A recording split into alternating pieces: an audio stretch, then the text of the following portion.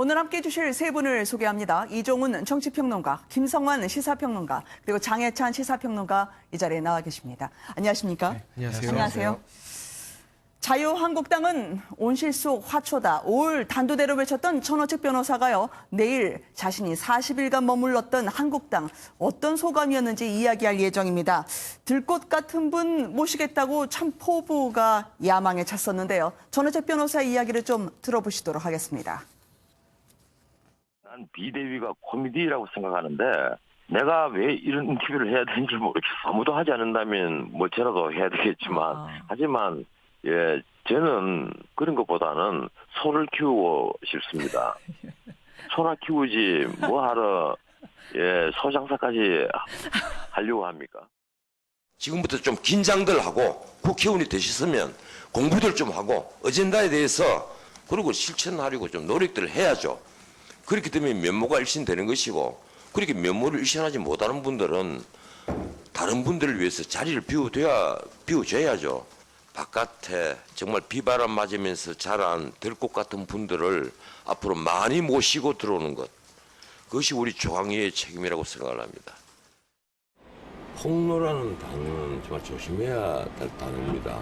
가령 김병준 위원장이나 김용태 총장하고 저만 아는 엄청난 비밀이라도 있듯이 뭐 폭로할 것이다 이러는데 그런 건 없어요. 그동안의 과정에 아직 알리지 않은 몇 가지 부분 같은 걸 사실 말씀드리고 있는데 굳이 그럴 필요가 있느냐는 생각도 들고 지금 고민하고 있습니다. 전원책 변호사가요, 폭로를 하겠다고 했다가 또 자제한다고 하고, 그렇지만 수위가 어느 정도 될지 가늠하기가 어렵습니다. 긴장이 고조가 되고 있는데요. 장해찬 평론가님, 어느 정도로 본인이 이야기를 할까요? 우선 지금 전원책 변호사의 발언 수위를 한번 놓고 보면요. 처음 해촉당한 날부터 시간이 지날수록 조금씩 발언의 톤이 낮아지고 있습니다. 처음에는 굉장히 감정적으로 격앙된 모습을 보이기도 했었는데 이후로 갈수록 폭로라고 할 만한 것은 없다. 네. 그러나 과정상의 오해가 있긴 한데 그 부분에 대해서도 굳이 말할 필요가 있느냐 이렇게 점점 차분해지는 모습 보이고 있거든요. 네. 제가 봤을 때는 뭐 기자회견을 한다고 해도 어떤 치명적인 뭐 비밀이라던가 약점 이런 것을 말할 것 같지는 않고요. 본인이 조강특위 위원으로 있으면서 당을 개혁하려고 했는데 어떤 부분에서 기득권에 밀려서 개혁이 잘 되지 않았는지 그리고 자유한국당이 나아가서 보수 세력이 살아남기 위해서는 어떤 부분을 변화해야 하는지 그런 원론적인 소회를 밝히지 않을까 싶습니다. 네. 지금에 와서 김병준 비대위원장이나 김용태 사무총장 개인에 대해서 공격을 해봤자 전원책 변호사 입장에서도 남는 게 하나도 없습니다.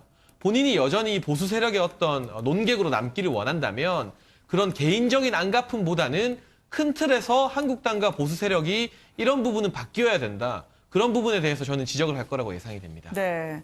얘기하면 한도 끝도 없다고 했는데요. 어쨌든 전원책 변호사가 나가면서 비대위 자체도 리더십이 실종된 게 아니냐. 자유한국당의 지금 상황이요. 소방관들이 불을 끄려고 왔다가 온데 불이 난 형국입니다. 이러다 보니까 다들 뛰쳐나와서요. 내가 불을 끄겠다라고 외치고 있는데요. 오늘만 해도 친박, 비박의 대표격인 분들이 공개적인 행사로 세를 과시했습니다. 먼저 관련 내용 보시겠습니다. 끝장 토론하려면 좀 수준 높은 토론을 해야 되는데 여러분 뭐 다 보셨겠습니다만은 좀 이성을 잃은 대응이 나오고 해서 거기에 대해서 저는 대응을 하고 싶은 생각이 없습니다.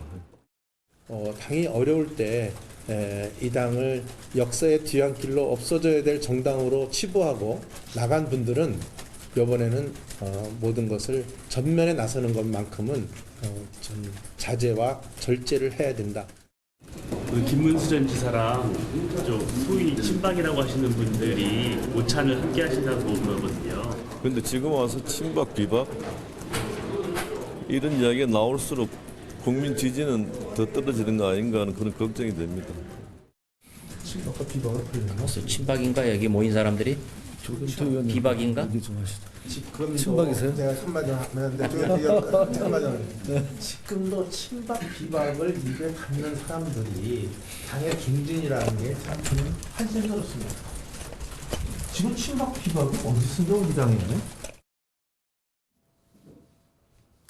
한국당에서 열린 오늘 같은 당 두 개의 모임을 보셨습니다. 이제는 뭐 친박분들이 친박이라 부르지 말라, 잔류파라 불러달라고 하던데요. 이종훈 평론가님, 지금 오늘 당장 뭐 김병준 위원장은 나가라라고 하고요. 전당대회 열기 왜 이렇게 힘드냐, 빨리 열자고 그러더라고요. 어떻게 이 모임들을 해석하셨습니까? 네, 지금 이제 틈이 발견이 된 거죠. 네. 그러니까 제가 보기에는 김병준 그 위원장과 이 전원책 변호사 간의 갈등, 이것이 친박계로서는 굉장히 환영할 만한 상황이 지금 벌어진 거죠. 그래요. 그러니까 비박계 내에 어찌됐건 균열, 내부 균열 조짐이 지금 나타난 것이고, 역시 좀 리더십에 문제가 있는 거 아니냐라고 하는 이제 지적도 당 안팎에서 나오고 있단 말이죠. 네. 이 기회를 놓쳐서는 안 된다라고 생각하는 겁니다. 그래서 뭐 김병준 비대위 체제를 빨리 끝내거나 네. 아니면 이제 당장 해체가 불가능하다면 전당대회를 빨리 열어서 지금 비대위 기간을 최소화시키는 것이 우리에게 유리하다 이런 네. 생각을 하는 거죠. 사실은 친박계는 그동안에도 계속 전당대회 빨리 하자라는 얘기를 해왔습니다. 왜냐하면 비대위 구성 전부터 그 얘기를 해온 이유는 비대위에서 뭐 그 혁신이라는 미명하에 네. 인적 쇄신을 하고 친박계가 되고 정리될 가능성이 높기 때문에 그걸 가능하면 피해가고 싶은 거죠. 그런데 사실은 이번에 전원책 변호사가 이 조강특위에서 중간에 이렇게 중도 하차를 하면서 인적 쇄신도 굉장히 힘들어졌거든요. 네. 자, 그러니까 다시 기를 세워서 기세를 올려서 지금 빨리 좀 전당대회로 넘어가서 친박계 대표를 내세우려고 하는 네. 그런 움직임이다 이렇게 생각을 합니다. 그러니까 이제 인적 쇄신은 이제 물 건너갔다라고 이제 보시는 거나 다름없는 것 같은데요. 김성환 평론가님, 네. 지금 저 자리에 황교안 전 총리가 오지 않을까 했는데 뭐 본인은 직접 오지 않고 중우장대하게 메시지 대독이 있었더라고요. 글쎄요, 아직도 총리라고 생각하시는 모양이 아닐까 그런 생각이 들 정도로 이 대독 메시지를 지금 발표를 해버린 상황이 됐는데요. 일종의 이제 보수 우파 대통합을 하라. 네. 거기에 나도 좀 지지를 표한다 이런 뜻을 지금 밝힌 것으로 보입니다. 네. 그러니까 최근에 뭐 지난번에도 얘기 나왔던 것처럼 출판기념회도 하고 이러면서 사실상 정치활동을 재개했다고 밖에 볼 수가 없는데 네. 이렇게 이제 당의 어느 한 측을 향해서 나의 메시지를 대신 전해달라 이렇게 얘기를 하기 시작했다고 하는 것은 이 싸움에 그 친박하고 비박계 싸움에 내가 휘말리진 않겠지만 본격적으로 내가 당내 정치를 하겠다고 하는 의지를 표명한 것이다 이렇게 볼 수가 있을 것 같습니다. 네. 물론 뭐 전당대회에 출마를 할지 안 할지 아직 뭐 확실치는 않고 본인은 뭐 출마하지 않을 뜻까지 지금 밝히고 있다고는 하는데 황교안 전 총리가 보수의 대표주자격으로 정치를 시작하려고 하는 것만은 분명한 네. 사실인 것 같습니다. 거꾸로 해석하면 아직 들어가기엔 진흙탕 같다라고 네, 그렇죠. 생각을 하시는 모양이죠. 네. 이 와중에요. 지금 보수의 단합을 얘기하는데 홍준표 전 대표가 갑자기 박근혜 전 대통령을 내가 배신한 게 아니다라는 취지로요. 그 문제를 해명을 하고 나왔습니다. 이게 무슨 뜻일까요? 장혜찬 평론가님. 홍준표 전 대표 같은 경우도 다가올 전당대회에 등판하느냐 마느냐가 관심사입니다. 그리고 본인도 당권, 나아가 다음 대선 후보까지 관심이 있는데 하나 이제 꼬리표가 있다면 본인이 당대표를 할 때 지금 박근혜 전 대통령을 출당시켰다는 말이죠. 출당을 그렇죠. 시켰고 그리고 복당파를 받아들이는 결정을 직접 내렸습니다. 그 부분에 있어서 친박계 같은 경우는 지속적으로 홍준표 전 대표와 마찰을 빚으면서 홍 전 대표에게도 복당파와 마찬가지로 배신자 프레임을 씌우려고 노력하고 있습니다. 이런 부분에 있어서 자신은 박근혜 전 대통령에게 빚진 것도 없다. 그리고 잘못한 것도 없다는 식으로 해명을 하면서 친박과 비박을 모두 아우르는 어떤 보수 통합의 아이콘이 되고자 하는 네. 그런 메시지로 보여지고요. 네. 홍준표 전 대표의 노선은 사실 대선 때부터 확실했습니다.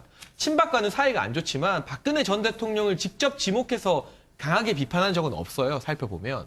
그러니까 본인은 친박 비박의 어떤 논쟁에서 벗어나서 황교안 전 총리처럼 이 보수 통합의 대권 후보가 되고 싶은 것이지 이 계파 싸움에 휩쓸리지 않겠다. 네. 그런 양상을 또 한번 보여주는 것 같습니다. 향단이라고 얘기하신 적도 있긴 했었는데 어쨌든 네, 홍준표 전 대표까지 포함해서요. 자유한국당이요. 아직까지도 박근혜 전 대통령에게서 벗어나지 못하고 있는 것 같습니다. 이 원내대표 선거 나갈까 하는 나경원 의원까지요. 지금 과거에는 비박으로 분류됐었는데 탄핵 그 과정에 대해서 문제를 삼고 이종훈 평론가님 언제쯤 자유한국당은 박근혜에서 벗어나는 겁니까? 글쎄요. 이 기조대로라면 이번에도 역시 못 벗어날 것 같습니다. 아, 그동안에도 사실은 뭐 혁신위원회가 몇 차례 있지 않았습니까? 네. 근데 계속 사실은 이 친박계 정리에 실패를 했단 말이에요. 그러니까 부분적으로 뭐 정리된 분들도 있긴 합니다만 기본적으로 좀 이런 정도까지는 정리를 해야 하지 않겠나 싶은 분들도 지금 그대로 당에 지금 잔류를 해 있는 그런 상황이란 말입니다. 네. 어떻게 보면 친박 본체가 여전히 이제 그 당내에 남아 있는 상황인데 그거를 사실은 이제 그 어떤 형태로든 뭐 인적 쇄신 과정을 통해서 정리를 하는 과정들 그런 것들이 국민들 또는 보수 진영에서 보기에도 이제 혁신의 한 지표가 될 텐데 네. 그와 관련해서 이번 그 혁신 비대위 같은 경우도 별로 아직까지 성과가 없잖아요. 그런 상태에서 이제 조광특위조차도 저렇게 이제 망가져 버렸고 네. 그렇다 그러면 이제 인적 쇄신은 좀 영원히 좀 물 건너가는 거 아니냐. 네. 그래서 이번에도 역시 물 건너간다 그러면 친박계 주도의 그 지금 자유한국당 정당 구조는 그대로 좀 온전되는 상황으로 가는 거 아닌가 이렇게 생각을 합니다. 마치 돌림 노래를 보는 것 같죠. 자유한국당 상황이 말이죠.